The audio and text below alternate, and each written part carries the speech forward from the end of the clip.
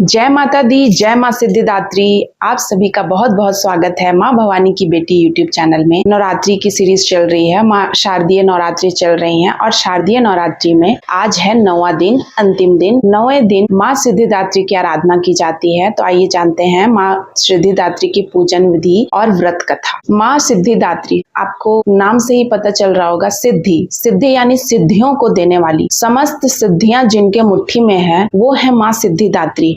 अगर आपको किसी भी तरीके की सिद्धियां चाहिए, निधियां चाहिए, तो आपको सिद्धिदात्री की आराधना करनी चाहिए। भगवान भोलेनाथ ने स्वयं माँ आदिशक्ति माँ सिद्धिदात्री की आराधना की थी, तभी भगवान महादेव को सिद्धियों की प्राप्ति हुई थी। शास्त्रों में महानवमी को बहुत ही महत्वपूर्ण बताया गया है। अगर आप इस दिन व्रत करते हैं, महानवमी की पूजा करते हैं, माँ सिद्धिदात्री की पूजा करते हैं, तो आपकी सिर्फ लौकिकी नहीं परलौकिक इच्छाएं भी पूर्ण होती हैं। माँ का रूप अत्यंत दिव्य है। ये कमल के आसन पर विराजमान है। इनकी 4 भुजाएं हैं, जिसमें दाईं भुजा में चक्र और गदा है, वहीं दाईं भुजा कमल और शंख से सुशोभित है। माँ सिद्धिदात्री को माँ सरस्वती का भी रूप माना जाता है। इन्हें बैंगनी रंग अत्यंत प्रिय है, तो आप इस दिन बैंगनी रंग के वस्त्र धारण करके माँ की आराधना कर सकते हैं। माँ सिद्धिदात्री इतनी ज्यादा सिद्धियों को देने वाली हैं कि स्वयं जब भगवान भोले शंकर ने, महादेव ने उनकी आराधना की, उनका ध्यान किया, उनकी मेडिटेशन की, उनकी साधना की, महादेव की कुंडलिनी जागरण हो गई और महादेव का जो शरीर है वो अर्धनारीश्वर का हो गया, यानी कि बैलेंस हो गया। आधा उनका, माँ का आधा शरीर जो है वो स्त्री रूप में हो गया और आधा शरीर पुरुष रूप में। माँ का जो मंत्र है, ओम जय सिद्धिदात्री नमः, ओम सिद्धिदात्री नमः, इसका आप जाप करोगे, 1 माला कम से कम आप करोगे और ज्यादा से ज्यादा आप 21 से 11 माला, जितना आपकी 51 माला, आपकी जितना इच्छा है आप उतना कर सकते हो। माँ को पूरी, हलवा, चने का, खीर का भोग लगता है, इस दिन आप जरूर बनाएं। 9 कन्या पूजन करें, 2 बालकों को अवश्य खिलाएं। कन्याओं के साथ साथ 2 बालक को अवश्य खिलाना चाहिए, क्योंकि माना जाता है कि एक माँ के साथ हमेशा भगवान भोलेनाथ भैरव रूप में और हनुमान जी रहते ही रहते हैं। साथ ही ओम ह्रीम क्लीम, ओम ऐं ह्रीम क्लीम माँ सिद्धिदात्री नमः का आप जाप कर सकते हैं। हवन करने की विधि, आप हवन करने के लिए हवन कुंड बना सकते हैं ईंट से, या फिर आप मार्केट से हवन कुंड ला सकते हैं। हवन कुंड करने के लिए आप कपूर, समीधा, आम की लकड़ी, पंचतत्व, 9 ग्रह लकड़ी, पंच लकड़ी, सारी जो भी इस तरीके की लकड़ियां हैं वो आपके मार्केट में, दुकान में उपलब्ध है, पूजा दुकान में। तो आप ये सारी लकड़ियों को लाकर आप हवन कर सकते हैं। 5 आहुति गणेश जी की आप लगाएंगे, 11 आहुति आप भगवान भोलेनाथ की लगाएंगे। उसके बाद आप माँ के नाम की 108 आहुति आप दोगे।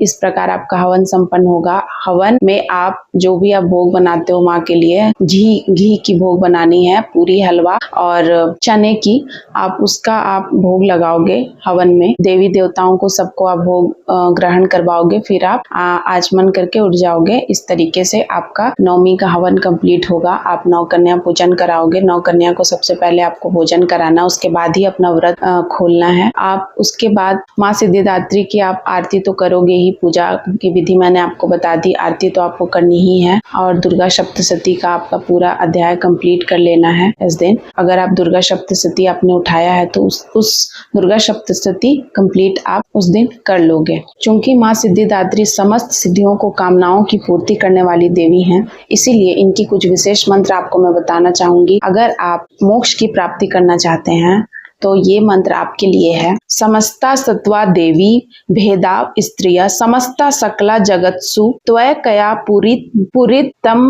वे तत् काते स्तुति स्तव्यरा परोक्ति। अगर आप मकान या भूमि संबंधी कोई समस्या से परेशान हैं, घिरे हुए हैं, या आपको नया मकान लेना है, तो आप ये मंत्र का जाप कर सकते हैं।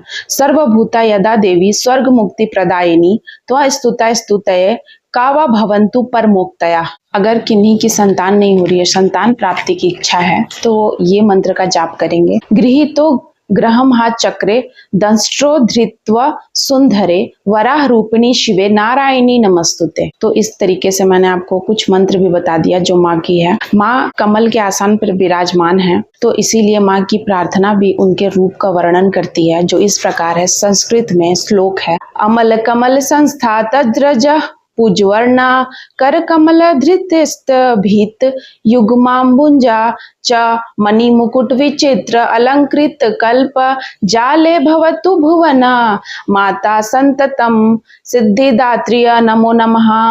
ह्रीं क्लीं ऐं ह्रीं सिद्धिदात्रेय नमः। माँ की जो अष्ट सिद्धियां हैं उनके नाम इस प्रकार हैं: अणिमा, महिमा, गरिमा, लंघिमा, प्राप्ति, प्राकम्य, इशित्वा और वशित्वा।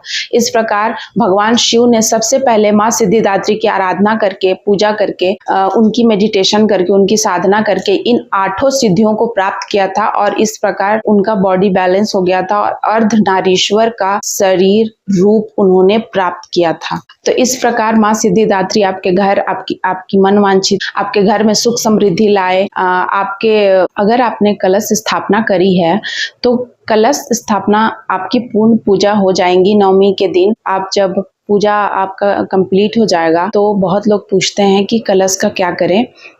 तो कलश के जो नारियल है उसे आप जल में प्रवाहित कर दें, कलश के नारियल को, क्योंकि माना जाता है कि वो सारी नेगेटिविटी जो भी आपके घर की थी, आपकी थी, उस नारियल में समाहित हो जाती है। इसलिए आप नारियल को विसर्जित कर दें। बहुत लोग उस नारियल को रखते भी हैं अपने तिजोरी में या फिर जहाँ धन कलेक्ट करके रखते हैं, पैसा रखते हैं, वहाँ भी रखते हैं।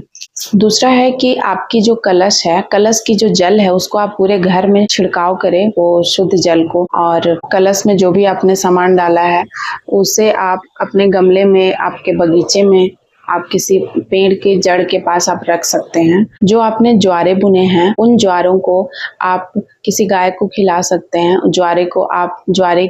कुछ ज्वारे आप अपने धन वाले जगह पे रख सकते हैं, जहां आप धन रखते हैं। आप पॉकेट में, आप अपने पर्स में कैरी कर सकते हैं उस ज्वारे को, और आप अपनी दाहिनी कान में उस ज्वारे को आप लगाओगे। और अखंड ज्योत अगर आपने जलाया है और अखंड ज्योत जलाने के बाद ज्योत अब शांत हो गई, और शांत होने के बाद अगर उस ज्योत में घी बच जाती है या तेल बच जाता है तो उसको आप कलेक्ट करके रखो। और जब कभी भी किसी भी तरीके की आपको बॉडी में समस्या, सिर दर्द या आपको अच्छा अनुभव ना हो तो आप उस घी का प्रयोग करेंगे अपने लिए, आप उस जगह पर आप लगाएंगे। लेकिन ध्यान रखना है कि आप कमर के ऊपर वाले हिस्से पे ही लगाएंगे। सिर पे आप लगा सकते हैं घी को, या थोड़ा सा घी को आप खा सकते हैं। कभी भी अगर आपको आगे चल के किसी भी तरीके की परेशानी लगे या कोई कष्ट है आपको या किसी तरीके की पीड़ा है, बाधा है, तो आप इस तरीके से आप यूज कर सकते हैं। माँ को जो आप सिंदूर अर्पित करेंगे उस सिंदूर को आप अपने सिंदूरदानी में, जो भी आप यूज करते हो प्रतिदिन सिंदूर, उसमें आप रख कर यूज करोगे,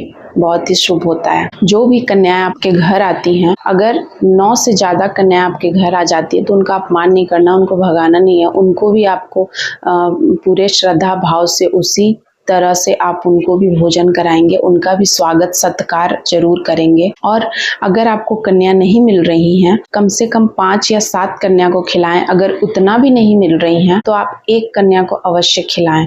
लेकिन कन्या आपकी घर की नहीं होनी चाहिए, वो किसी और बाहर की होनी चाहिए। यदि आपने चौकी की स्थापना की थी तो 9 डेज आपकी कंप्लीट हो गई, तो फिर आपको अब चौकी को थोड़ा सा हिला देना है और आपको कलश भी थोड़ा सा हिला देना है। इससे आपका जो पूजा है वो अब कंप्लीट हो गया। तो इसके हिलाने के बाद आप समाप्त कर रहे हो अपनी पूजा को, जो भी आपने संकल्प लिया था। तो इस तरीके से आप उसे हिलाकर समाप्त कर सकते हो। और माँ से अपने घर परिवार की सुख समृद्धि की कामना करते हुए, अगर आपकी पूजा में, आपके भक्ति भाव में किसी तरह की कोई गलती हो गई तो माँ से आप क्षमा याचना जरूर करेंगे और इस तरीके से आपका व्रत कंप्लीट हो जाता है।